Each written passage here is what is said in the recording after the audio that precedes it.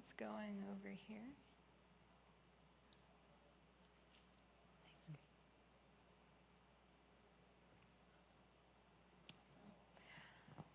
So my name is Lauren Schroeder, and I was one of the residents of the CATS Plus residency. And as part of this program, I was excited to spend some time developing in a social VR world called VR Chat. So I'm going to be talking about this project and a little bit of background on where social VR is at right now for people who might not have experienced that before.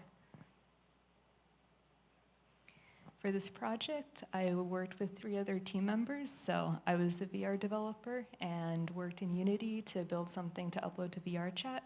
I worked with Goldie Norian as the narrative lead, and she helped to create some lore for this world that we were building.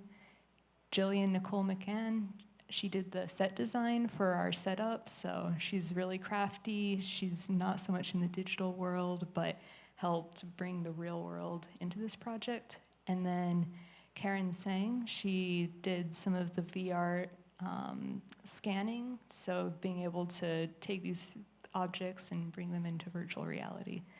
And I'm an XR and web developer, so I have some images of different projects that I've worked on before. Most of my VR work has been based around creating sound and music in VR, but I also work on web AR and real immersive installations.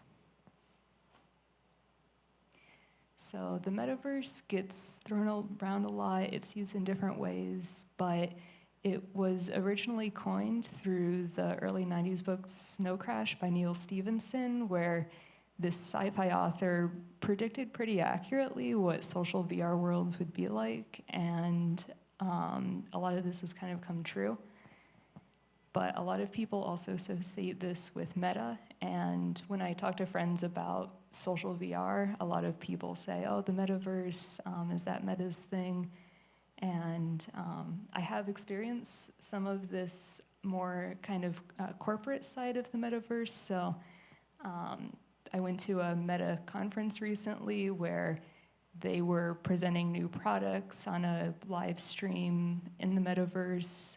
It was kind of a strange conference. No one was talking in the audience except an 8-year-old German boy who would unmute every 2 minutes to ask why it was so laggy.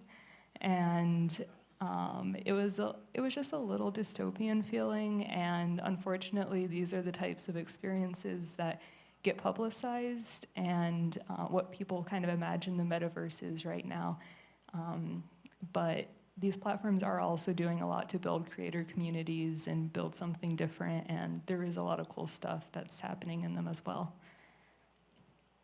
There's a lot of different social VR platforms, but the most popular one is VR Chat. It has 4 million active users, and the people who are in it are the same people who are creating all of the experiences. So it's very user-driven as opposed to different platforms that have things that are more like branded experiences going on or collaborations with different companies. So a lot of what people think of when they think of VR Chat is these crazy avatars. What's really cool is you can upload any avatar to embody in virtual reality. So a lot of people use this as a way to explore gender expression and try out different characters, role play. You can really be whatever you want. So it's popular with the trans community, paired with voice changer applications and third-party software. There's a lot you can become. And it's also just really fun to dress up as a giant cat in VR. I've seen some really cool immersive art, and this was some pictures from an event I went to where it was a live a party basically where people were dancing in VR. You have your body tracked, so you can dance and your character's dancing the same way in the application.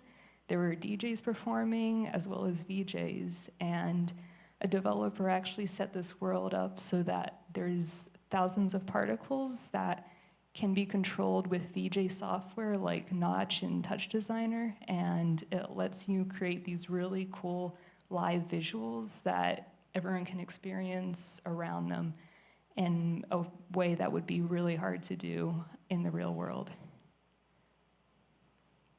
There's a lot of musical performance, so this top right picture, this is a screenshot from a group that puts on weekly events called Modular Monday, and they meet every week in VR, and one musician will stream their electronic music setup into the world, and people will listen, dance, and mingle, and it's a cool way to meet a lot of people with a very specific interest.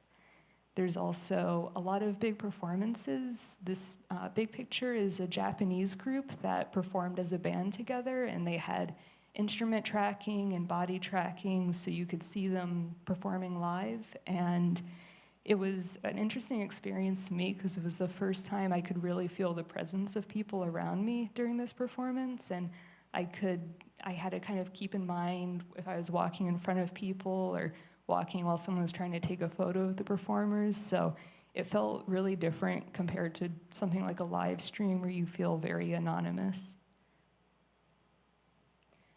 Meeting people around the world is super easy in VR. This is a picture from a world by an artist in Serbia, and she had an event there in VR, and I was able to go and meet her and some other Serbian artists and see what they were building in real time and explore it with them. And probably my favorite thing about social VR is the amount of absurdity that happens all the time. So this is some different pictures of me embodying a worm dragon and going into an aquarium with some friends, and another couple pictures of this giant party on a ship that was flying through the air, and there was a giant cat chasing us to the beat of the music. So I liked this quote by Philip Rosedale, who founded Linden Lab, and I think he was kind of reflecting on that this live construction of reality is what makes this virtual community powerful and exciting. And this kind of bottom-up development is, what brings magic into VR. So for Cardboard Paradise, this was a VR chat world that we built, and it was inspired by the idea of this kind of status in VR, artificial scarcity, and maybe branded experiences that are using paid assets to incentivize people to buy virtual clothing or virtual plots of land. So in Cardboard Paradise, it's a world that everything is made out of cardboard, but you are always pushed to try to upgrade to Gold World. And it's kind of mysterious what Gold World is or why you want to be there, but that's kind of what's going on in this universe. So the reason that we picked cardboard was because it's a material that's seen as cheap, but it's also really practical and can be used to build really cool stuff. So this is a picture from a project that I worked on with Jillian last year, and we built it for a music video set. And after all this time building cardboard houses, we decided to repurpose it and create this projection mapped installation. And I worked on this with Michael Bruner to basically scan in these houses, projection map them, and let people live paint on the houses with light during a Christmas party last year.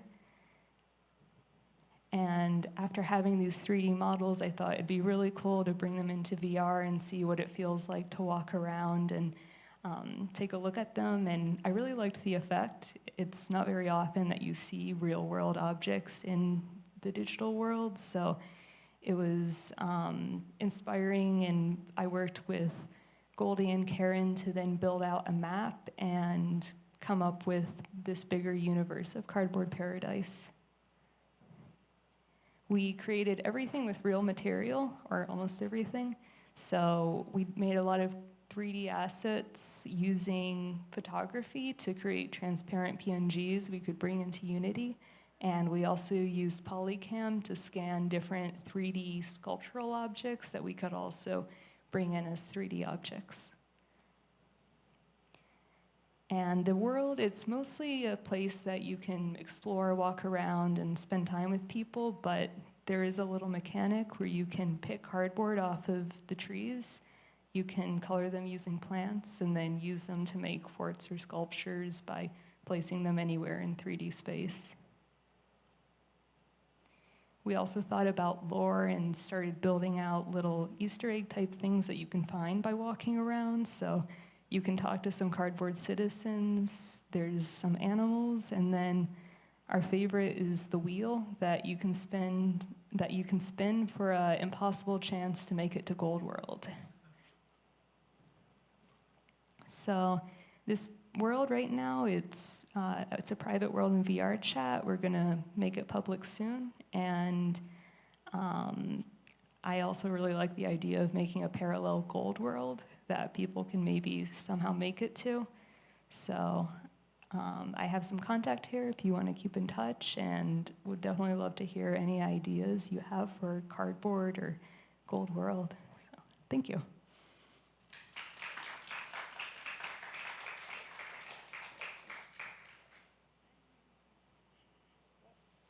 Thanks so much, Lauren. Yeah, thank you. This from you. Nice. Yeah, check out Lauren's setup in the hallway, and we'll do kind of a collective Q&A with the residents after we do the block of the talks. So hold your questions for then. But yeah, it's such a great project and really exciting to see it come together in real life and virtual space in one combined area. So very cool. All right. I think next up we've got Leo. Come on up to the